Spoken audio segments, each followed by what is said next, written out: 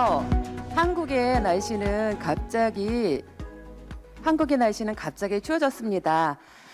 이렇게 오늘 추운 날씨에도 여기 참석해 주신 우리 토론자와 발제자 그리고 줌으로 참석해 주시는 모든 분들께 감사를 드립니다. 지금 여기에는 스텝이라든가 참여자들이 전부 다 소독을 쓰고 방역을 했고 발열 체크를 다 한 상태이고 그렇지만 그 한국에도 코로나가 굉장히 확산되고 있기 때문에 발표자나 토론자 모두 마스크를 쓰고 할 수밖에 없음을 양해 드립니다. 그러면 안녕하십니까? 저는 2021년 OGP 글로벌 서밋 한국 명예훼손죄의 비범죄화 세션의 좌장을 맡은 양건모입니다. 반갑습니다. 예, 그러면 지금서부터 본격적으로 세션을 시작해 보도록 하겠습니다. 본 세션은 한국의 명예훼손죄의 비범죄화의 필요성과 한국의 사례에 대한 발표와 토론을 통해서 의견을 나누는 그런 시간을 마련해 보겠습니다. 시청하고 계신 분들께서도 2021 OGP 글로벌 서밋 공식 홈페이지에서 세션에 대해서 궁금한 점이라든가 코멘트를 댓글로 남기실 수 있으니 참고 부탁드립니다. 저는 이번 세션 좌장을 맡고 있는 정의연대 상임이사이면서 한국 OGP 민간위원이고 반부패 분과위원장을 맡고 있는 양건모입니다. 우선 이 자리에 이 세션을 위해서 참석해 주신 연사분을 먼저 소개해 드리겠습니다. 제 바로 옆에 계신 분은 정의연대 사무총장님이시고 대학에서 겸임교수를 하고 있는 김상민 사무총장님이십니다. 예, 고맙습니다. 그리고 저 그 옆에는 광남일보 서울취재 본부장님으로 계시는 맹인섭 기자님이십니다. 그리고 이 자리에 참석하지 않고 줌으로 참석하시는 분이 있습니다. 발제자를 하시고 계시고 한국외국어대학교의 겸임 교수님이신 최자영 교수님 소개해 드리겠습니다. 안녕하세요. 예, 그리고 또 그 시민단체 경찰들이 하는 그 무궁화 클럽 회장님을 맡고 계시는 김장석 회장님 같이 줌으로 참석하고 계십니다. 반갑습니다. 네, 네, 반갑습니다. 네. 저희는 시민단체도 있고 기자분들도 있고 그다음에 또 대학에서 강연하는 분도 있는데 한국에서 NGO 시민사회 단체 활동을 많이 하고 있습니다. 그리고 OGP에 또 민간위원으로도 참석하면서 오늘 이번에 OGP 글로벌 서밋에 참석하게 되었습니다. 그러면 처음 발제를 들어가겠습니다. 처음에는 제가 먼저 한국에서의 명예훼손죄의 비범죄화는 반부패를 위해서 필요하다라는 주제를 갖고 제가 먼저 발표하도록 하겠습니다.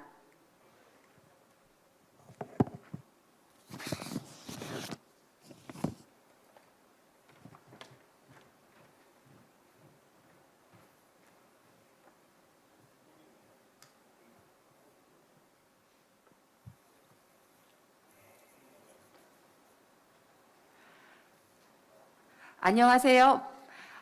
저는 조금 전에 소개한 한국 OGP 민간위원이면서 정의연대 상임이사 양건모입니다.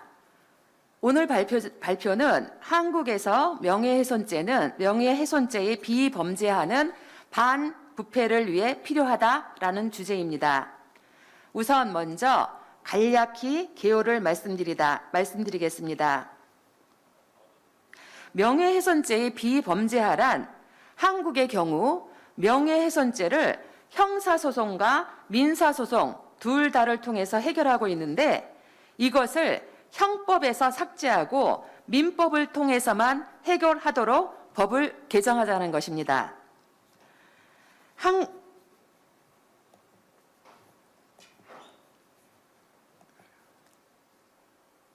한국의 경우 허위 사실뿐만 아니라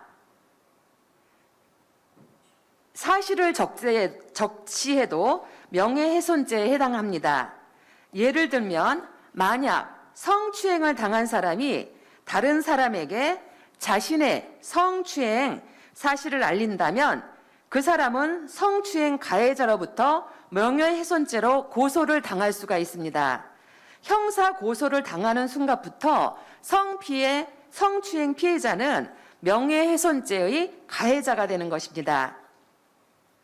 만약 어떤 사람이 공공의 이익과 관련된 문제로 정부나 공직자를 비판하였다는 이유로 공직선거법상 명예훼손죄로 형사 고소를 당하게 되면 그 결과 그 사람이 법정에서 벌금 100만 원, 미국 돈 850달러 이상의 판결을 받게 되면 그 사람은 벌금을 내야 하기도 하지만 향후 5년 동안 선거권을 박탈당하게 됩니다. 정부나 공직자들을 비판했다는 이유만으로 몇 년 동안 법정에서 진실을 다툴 수 있는데 이는 권력이나 재정이 적은 일반 사람에게 경제적, 정신적으로 큰 피해를 줄 수 있습니다. 이렇기 때문에 시민사회단체 활동가나 정치인들은 또는 비리를 알고 있는 공무원들은 공직자의 비리를 알고 있어도 개인의 입장에서는 사실을 감추고 회피하는 것이 합리적인 선택이 될 경우가 많습니다. 한국의 국내 총생산 GDP 규모는 전 세계 10위이지만 한국의 국가별 부패 인식지수 CPI 순위는 100점 만점에 61점으로 33위로 낮은 편입니다. 한국은 유엔 자유권 규약위원회에서 2011년, 2015년 두 차례 명예훼손죄의 비범죄화를 공고받은 적이 있습니다. 이번 발표에서는 정부나 공직자를 비판한 사람이 공직선거법상 명예훼손죄로 형사고소를 당한 시점부터 경찰과 검사의 조사, 재판 과정에서 공직자를 비판한 사람들이 어떻게 처우를 받는지 등에 대해서 반부패의 관점에서 살펴보겠습니다.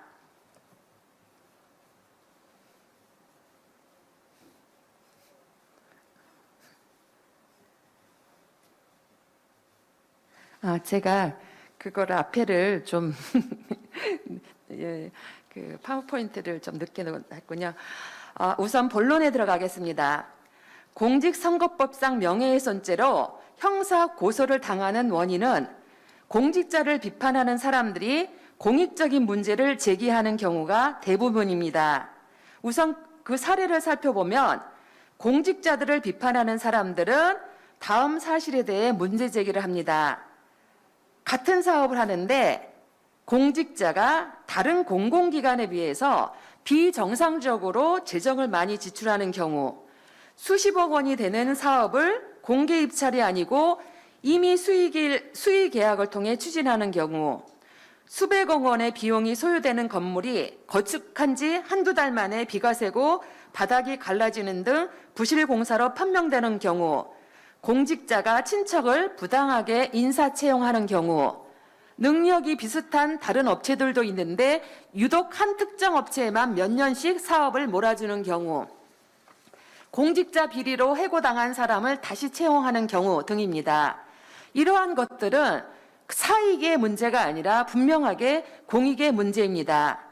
이런 문제는 지역에 있는 구의회 의원들에 의해서 공식적으로 제기되고 언론에서도 공식적으로 보도된 문제들이 대부분입니다.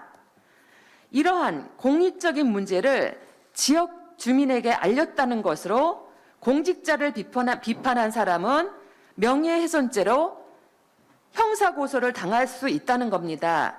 공직자는 비판을 당한 문제에 대해서 해명을 하는 대신에 자신을 비판한 사람들을 명예훼손죄로 형사 고소를 하는 것입니다.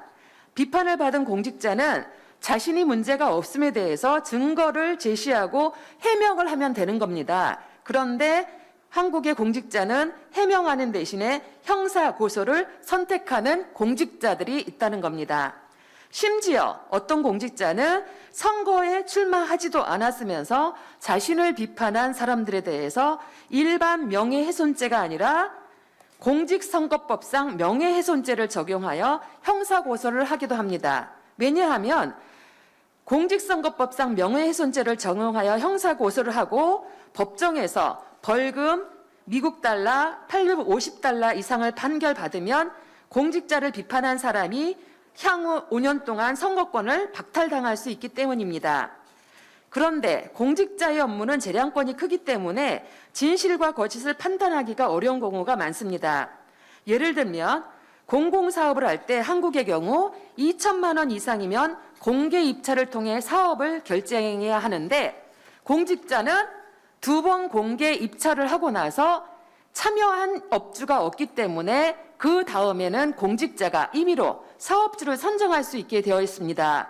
그러다 보니 어떨 때는 공직자가 그 사업체에다가 공개 입찰을 참여하지 말라라고 하기도 하고 어쨌든 그래서 수십억 원의 사업이 공개 입찰 없이도 특정 업체에 갈 수 있는데도 불구하고 합법적인 절차가 되는 것입니다. 공직자를 비판한 사람이 형사고소를 당하게 되면 기소를 당하기 전에 경찰과 검사의 조사를 받게 됩니다. 경찰과 검찰은 공직자는 한 번도 조사하지 않고 비판한 사람만 몇 번씩 소환해서 조사를 하기도 합니다.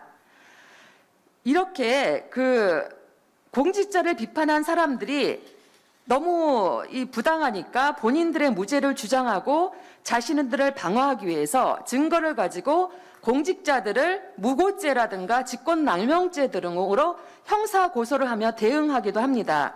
그렇지만 또 이 경우에 그 공직자를 비판한 사람이 고소인이든 피고소인이든 전혀 상관이 없고 공직자가 고소인이든 피고소인이든 공직자는 한 번도 소환 조사를 하지 않는 경우가 많다는 것입니다. 이러한 사실이 한국에서 공직자에 대한 비판을 더욱더 어렵게 만드는 요인이 되고 있습니다. 세 번째, 재판 과정 중에서도 공직자를 비판한 사람들은 법적 대응이 쉽지 않습니다. 한국의 경우 헌법에 법 앞에 평등, 양심의 자유, 표현의 자유 등 기본권이 명시되어 있지만 실제 재판에 들어가면 공직자를 비판한 사람들은 법적 대응이 쉽지 않습니다. 공직자를 비판한 사람들은 재정 문제로 변호사를 선임하지 못하거나 비용이 싼 변호사를 선임하게 될 가능성이 큽니다. 반면에 비판을 받은 공직자는 비싸고 유능한 변호사를 채용할 수 있기 때문에 재정과 권력이 적은 일반 사람보다 재판 과정에서 공직자들이 상당히 유리할 가능성이 큽니다. 이러한 것들이 왜 이러냐면 한국은 자유민주주의가 2차 세계대전 이후에 독립이 되면서 자유민주주의 역사가 짧습니다.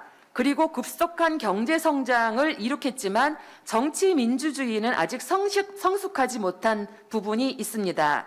그러다 보니 입법, 사법, 행정의 상권 분립이 제대로 정착되어 있지 않고 또 사법부에 계신 분은 정치인이나 공직자와 지역, 학연으로 엮여져 있고 서로 간에 전부 친밀하다 보니 사법부가 독립성을 서로 갖지 못하는 이런 부분들이 이러한 결과들을 나타나는 요인 중에 하나라고 봅니다.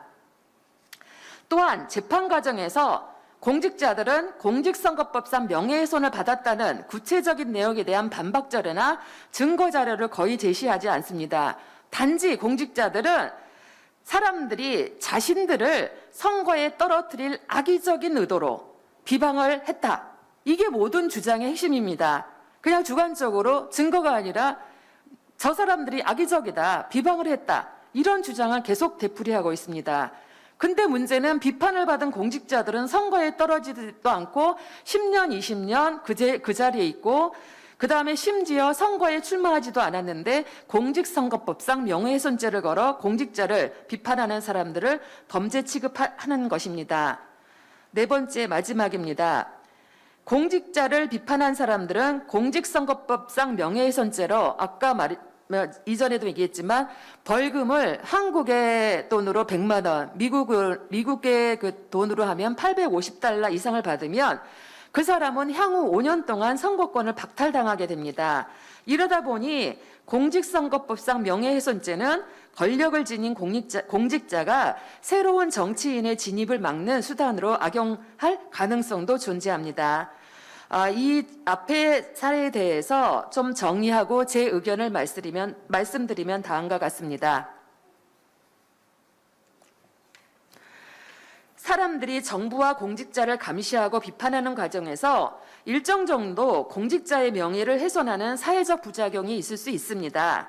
하지만 학자들이 말했듯이 공직자에 대한 명예훼손은 국가 권력이 개입해야 해서 해결해야 할 문제가 아니라 사회 자체적으로 여과하도록 해야 할 문제입니다. 1964년 미국 연방대법원은 뉴욕 타임스 판결을 통해 공적 쟁점에 관한 토론이 제약을 받지 않고 활발하며 넓게 열려 있어야 하고 여기에는 정부와 공직자에 대한 격렬하고 신랄하며 때로는 불쾌할 정도로 날카로운 공격이 포함될 수 있다라는 취지의 판결을 한 바 있습니다. 한국도 정부나 공직자에 대한 자유로운 비판과 토론 문화가 만들어져야 합니다. 국민이 낸 세금으로 월급을 받고 있고 각종 혜택과 특권을 받는 공직자들은 사람들이 비판한 것이 사실이든 허위이든 일단 몇 번이고 해명할 책임이 있는 것입니다. 미국을 비롯한 대부분의 나라에서는 명예훼손죄는 형사소송 대신에 민사소송으로 해결하도록 되어 있는데 한국의 경우 명예훼손죄를 형법에 계속 존속시키는 것은 법 개정에 책임이 있는 국회의원으로 구성되어 있는 한국의 입법부의 문제이기도 하다고 생각을 합니다. 이상으로 마치겠습니다. 고맙습니다.